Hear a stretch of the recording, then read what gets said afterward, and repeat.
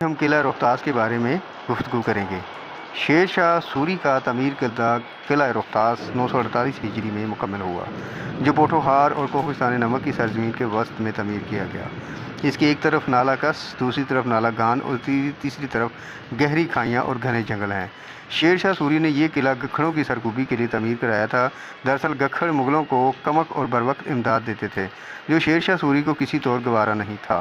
جب یہ قلعہ کسی حد تک مکمل ہو گیا تو شیر شاہ سوری نے کہا کہ آج میں نے گکھڑوں کی پیٹھ میں چھرا گھونپ دیا ہے۔ اس قلعے کے عین سامنے شیر شاہ سوری کی بنائی ہوئی جرنیلی سڑک گزرتی تھی، جو اب یہاں سے 5 کلومیٹر دور جا چکی ہے، جو وقت کے ساتھ ساتھ یہاں سے 5 کلومیٹر دور ہٹ چکی ہے۔ دوسرے قلعوں سے ہٹ کر قلعہ روہتاس کی تعمیر چھوٹی اینٹ کے بجائے دیو ہیکل پتھروں سے کی گئی ہے۔ ان بڑے بڑے پتھروں کو بلندیوں پر نصب دیکھ کر عقل دنگ رہ جاتی ہے۔ ایک روایت کے مطابق اس قلعے کی تعمیر میں عام مزدوروں کے علاوہ بے شمار بزرگان دین نے بھی اپنی جسمانی اور روحانی قوتوں سمیت حصہ لیا۔ ان روایات کو اس امر سے تقویت ملتی ہے کہ قلعے کے ہر دروازے کے ساتھ کسی نہ کسی بزرگ کا مقبرہ موجود ہے، جبکہ قلعہ کے اندر بھی جگہ جگہ بزرگوں کے مقابر پھیلے ہوئے ہیں۔ اس کے علاوہ ایک اور روایت ہے کہ یہاں قلعے کی تعمیر سے پہلے ایک بہت بڑا جنگل تھا۔ شیر شاہ سوری کا جب یہاں سے گزر ہوا تو یہاں پر رہنے والے ایک صوفی بزرگ سید میراں ابراہیم رحمۃ اللہ علیہ نے شیر شاہ سوری کو یہاں قلعہ تعمیر کرنے کی ہدایت دی۔ ایک روایت کے مطابق ٹوڈرمل نے اس قلعے کی تعمیر شروع ہونے والے دن مزدوروں کو فی سیلب پتھر ایک سرخ اشرفی بطور معاوضہ دینے کا اعلان کیا تھا۔ گو قلعہ کی تعمیر پر اٹھنے والے اخراجات کا درست اندازہ نہیں لگایا جا سکتا، تاہم ایک روایت کے مطابق اس پر 34,25,000 روپے خرچ ہوئے۔ واقعات جہاں گیری کے مطابق یہ اخراجات ایک پتھر پر کندہ کیے گئے تھے، جو ایک زمانے میں قلعے کی کسی دروازے پر نصب تھا۔ قلعے کی تعمیر میں 3 لاکھ مزدوروں نے بیک وقت حصہ لیا اور یہ 4 سال 3 ماہ اور 21 دن میں مکمل ہوا۔ یہ قلعہ 400 ایکڑ پر محیط ہے، جبکہ بعض کتابوں میں اس کا قطر 4 کلومیٹر بیان کیا گیا ہے۔ قلعے کی فصیل کو ان چٹانوں کی مدد سے ترتیب و تشکیل دینے کی کوشش کی گئی جن پر یہ تعمیر کیا گیا۔ قلعہ اندرونی طور پر 2 حصوں میں تقسیم تھا، جس کے لیے ایک 1750 فٹ طویل دیوار تعمیر کی گئی جو قلعے کے دفاعی حصے کو عام حصے سے جدا کرتی تھی۔ یہ ان قدیم روایتوں کا تسلسل تھا جن کے تحت فوجوں کی رہائش شہروں سے علیحدہ رکھی جاتی تھی۔ قلعے کے جنگی حصے کی وسعت کا اندازہ اس امر سے لگایا جا سکتا ہے کہ عہد شیر شاہ میں توپ خانے کے علاوہ 40,000 پیدل اور 30,000 سوار فوج بما ساز و سامان یہاں قیام کرتی تھی۔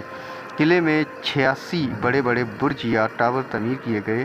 پانی کی فراہمی میں خود کفالت کے لیے 3 باولیاں سیڑھیوں والے کنویں بھی بنائی گئی تھیں۔ ان میں ایک فوجی حصے میں اور باقی دونوں پانی کی 5 ذخیرہ گاہوں سمیت قلعے کے دوسرے حصوں میں واقع تھیں۔ قلعے کے 12 دروازے ہیں جن کی تعمیر جنگی حکمت عملی کو مد نظر رکھ کر کی گئی تھی۔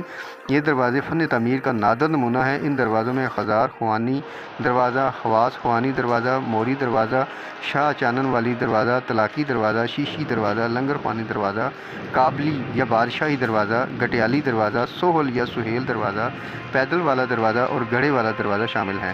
قلعے کے مختلف حصوں میں اس کے دروازوں کو بے حد اہمیت حاصل تھی اور ہر دروازے کا اپنا مقصد تھا اور اس کی خاص وجہ تسمیہ بھی تھی۔ ہزار خوانی صدر دروازہ تھا۔ طلاقی دروازے سے شیر شاہ کے دور میں ہاتھی دار ہوتے تھے۔ طلاقی دروازے کو منحوس دروازہ سمجھا جاتا تھا۔ شیشی دروازے کو شیشوں اور چمکتی ٹائلوں چمکتے ہوئے چوکوں سے تیار کیا گیا تھا۔ لنگر خوانی لنگر کے لیے استعمال ہوتا تھا۔ کابلی دروازہ کا رخ چونکہ کابل کی طرف تھا اس لیے اس کو کابلی دروازہ کہا جاتا تھا۔ سہل دروازہ زحل کی وجہ سے سہل کہلایا، جبکہ اس کو سہیل دروازہ بھی کہا جاتا ہے کیونکہ حضرت سہیل غازی رحمۃ اللہ علیہ کا مزار یہیں واقع تھا۔ گٹیالی دروازے کا رخ چونکہ گٹیال پتن کی طرف تھا اس لیے یہ نام اسے دیا گیا۔ اس طرح مختلف دروازوں کے مقاصد مختلف تھے اور ان کو مختلف کاموں کے لیے استعمال کیا جاتا تھا۔ 12 دروازوں میں سے ایک یعنی لنگر خوانی دروازہ ہر براہ راست جنگی علاقے میں کھلتا تھا اور یہ دشمن کی فوجوں کے لیے ایک طرح کا جال تھا۔ اس دروازے سے گزر کر اندر آنے والا شخص فصیل کی برجیوں پر مامور محافظوں کے براہ راست نشانے پر آ جاتا تھا۔ اس طرح خواص خوانی دروازہ دوہرا بنایا گیا تھا۔ مغربی سمت ایک چھوٹی سی ریاست علیحدہ بنائی گئی تھی جو چاروں جانب سے دفاعی حصار میں تھی۔ اس کے اندر جانے کا صرف ایک دروازہ تھا۔ اس چھوٹی سی ریاست کے بلند ترین مقام پر راجہ مان سنگھ کی حویلی تھی جو مغل شہنشاہ اکبر کا سسر اور اس کی فوج کا جرنیل تھا۔ قلعہ روہتاس کا سب سے قابل دید عالی شان اور ناقابل شکست حصہ اس کی فصیل ہے۔ اس پر 68 برج ہیں، 184 برجیاں ہیں، 6,881 کگرے ہیں اور 8,556 سیڑھیاں ہیں جو فن تعمیر کا نادر نمونہ ہے۔ اس کے برج صرف فصیل کی خوبصورتی میں اضافہ نہیں کرتے بلکہ یہ قلعے کے مضبوط ترین دفاعی حصار میں بھی اہم کردار ادا کرتے ہیں۔ فصیل کی چوڑائی سب سے زیادہ ہے۔ فصیل کے چبوترے سیڑھیوں کے ذریعے ایک دوسرے سے منسلک تھے۔ فصیل 3 منزلوں میں 2 یا سہ قطاری تعمیر کی گئی تھی۔ سب سے بلند ترین حصہ کنگروں کی صورت میں تعمیر کیا گیا تھا۔ چبوتروں کی چوڑائی 3 فٹ سے زیادہ ہے اور یہ تیر اندازوں اور توپچیوں کے لیے استعمال کیے جاتے تھے۔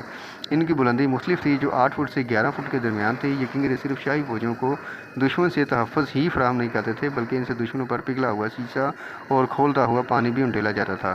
درمیانی چبوترے در حقیقت فوجیوں کے کھڑا ہونے کی جگہ تھے اور ان کی چوڑائی 4.5 فٹ سے 7 فٹ کے درمیان تھی، جبکہ چبوتروں کی آخری قطار کی چوڑائی 6.5 فٹ سے 8.5 فٹ کے درمیان تھی۔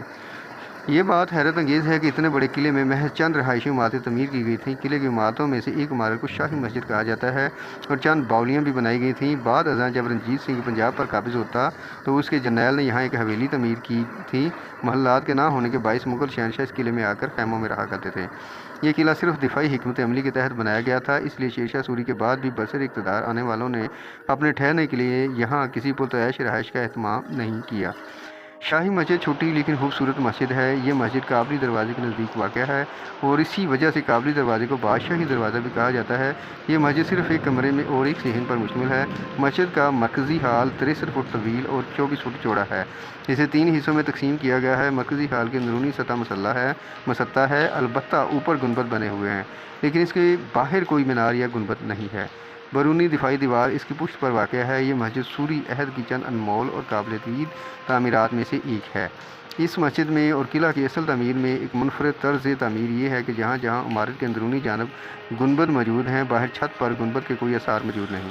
اس کی وجہ یہی سمجھ آتی ہے کہ چونکہ یہ قلعہ دفاعی مقاصد کے لیے استعمال ہونا تھا تو چھتوں کو برابر کیا گیا تاکہ بوقت ضرورت استعمال کی جا سکے۔ اب ہم بات کرتے ہیں حویلی مہاراجہ مان سنگھ 5 ہزاری کی۔ حویلی مان سنگھ مغل بادشاہ اکبر اعظم کے وفادار جرنیل راجہ مان سنگھ کے نام سے موسوم ہے، جس کا انتقال 1614 عیسوی میں ہوا۔ یہ محل قلعہ روہتاس کی جانب کی سب سے بلند ترین چٹان پر تعمیر ہوا اور اس کا طرز تعمیر کافی حد تک عربی، ایرانی اور افغانی کی بجائے ہندوانہ تھا۔ 25 بیگھہ زمین پر سطح سمندر سے 2260 فٹ کی بلندی پر تعمیر ہونے والا یہ محل سفید رنگ کا تھا۔ اکبر اعظم نے اس گنبد نما محل کو مزید خوبصورتی بخشنے کے لیے اس کے ارد گرد مزید عمارات بھی تعمیر کرائی تھیں۔ اس کی چھتوں، دروازوں اور جھروکوں وغیرہ میں آج بھی نفیس نقش و نگار اور پچی کاری بھی موجود ہے۔ رانی محل کی بات کرتے ہیں۔ رانی محل حویلی مان سنگھ سے 300 گز کے فاصلے پر شمال کی جانب موجود ہے۔ اس میں راجہ مان سنگھ کی بیوہ بہن شریمتی روپ کماری رہتی تھی۔ یہ محل چونکہ اب اپنا اصل رنگ و روپ کھو چکا ہے، اس لیے لوگ اسے کالا محل کہتے ہیں۔ اسے بھرے پتھر سے ایک مینار کی صورت میں بنایا گیا تھا، جس کی بلندی 80 فٹ ہے۔ اس محل کی مغربی جانب ایک کھلا پلیٹ فارم یا چبوترا ہے، جو در حقیقت زیر زمین کمرے کی چھت ہے۔ محل میں پہرے داروں کے کمرے اور دونوں محلوں کے ملانے کا راستہ بنایا گیا تھا۔ کنویں کی بات کرتے ہیں۔ بڑی باولی اور 7 باولی نامی دونوں کنوؤں سے قلعہ کے مکین اپنی ضرورت کے لیے پانی حاصل کیا کرتے تھے۔ بڑی باولی میں آج بھی پانی موجود ہے، تاہم اب اسے استعمال نہیں کیا جاتا۔ موری گیٹ دروازے کے قریب یہ واقع ہے اور یہ باولی 270 فٹ گہری ہے اور اس میں اترنے کے لیے 300 سیڑھیاں بنائی گئی تھیں، جو آج بھی اپنی اصل حالت میں موجود ہیں۔ اس کی 4 محرابیں ہیں جو 40 فٹ چوڑی ہیں۔ ہر 10-15 سیڑھیوں کے بعد ایک وسیع سیڑھی چوڑائی میں بنی ہوئی ہے تاکہ پانی لانے والے آرام کر سکیں۔ 7 باولی قبلی دروازہ کے پاس شاہی مسجد کے عقبی حصے میں بنا ہوا ہے اور یہ ایک شاہی حمام ہے۔ سطح زمین سے 60 سیڑھیاں نیچے اترنے پر 7 چھوٹے چھوٹے غسلخانے اور ان کے درمیان ایک کنواں بنایا گیا ہے۔ غالباً انہی 7 غسلخانوں کی وجہ سے اسے 7 باولی کہا جاتا ہے۔ حمام کے ایک طرف کے حصے میں اونچی جگہ سے پانی رس کر حمام کے اندر داخل ہوتا رہتا ہے، مگر اب یہ جگہ ویران ہے۔ تالاب کی بات کریں۔ قلعے کے جنوبی حصے میں شہر کے لیے پانی جمع کرنے کی غرض سے ایک شاہی تالاب بھی بنایا گیا تھا، جس کے وسط میں مرکزی چٹان پر عیدگاہ تعمیر کی گئی تھی۔ عہد سوری میں لوگ عیدگاہ تک جانے کے لیے کشتیاں استعمال کرتے تھے۔ عیدگاہ تک پہنچنے کے لیے خفیہ سرنگ ایک راستہ بھی موجود تھا، جو سکھوں کے عہد میں کھول دیا گیا اور لوگ سہل دروازے کے راستے عیدگاہ تک آنے جانے لگے۔ مقبرہ خیر النساء قلعے کی حدود سے باہر شمال کی جانب بنی ہوئی ایک چھوٹی سی عمارت ہے۔ یہ در حقیقت خیر النساء کا مقبرہ ہے، جو شیر شاہ سوری کے وزیر خوراک کی بیٹی تھی۔ خیر النساء اپنے وقت کی شہرت یافتہ بہادر فوجی عورت تھی۔ اس نے شیر شاہ سوری کے ہمراہ چونسا اور کنوج کی لڑائیوں میں بھی حصہ لیا تھا۔ اب ہم بات کرتے ہیں کہ یہ قلعہ جو ہے روہتاس کی تباہ کاری کا آغاز کب ہوا۔ تو کہا جاتا ہے کہ قلعہ روہتاس کی تباہی کا آغاز اس دن ہوا جب ہمایوں شیر شاہ سوری سے شکست کھا کر ایران چلا گیا تھا۔ دوبارہ شہنشاہ ہندوستان بن کر اس قلعے میں داخل ہوا وہ اس عظیم قلعے کو دیکھ کر دنگ رہ گیا، اور جب اسے معلوم ہوا کہ یہ قلعہ تو اس کے دشمن شیر شاہ نے بنوایا تھا تو اس نے اپنے غصے کی حالت میں اسے مسمار کرنے کا حکم دیا۔ بادشاہ کے معتمد خاص بیرم خان نے بادشاہ کو مشورہ دیا کہ اب یہ اسلامی ورثہ ہے اور اس پر قوم کا کافی پیسہ خرچ ہوا ہے، اس لیے اسے مسمار نہ کیا جائے، ہاں اپنے حکم کی شان برقرار رکھنے کی خاطر اس کا کچھ حصہ گرا دیں۔ چنانچہ سہل دروازے کے اوپری جانب دائیں کنگرا کو گرا دیا گیا، جو بعد میں دوبارہ تعمیر کرایا گیا۔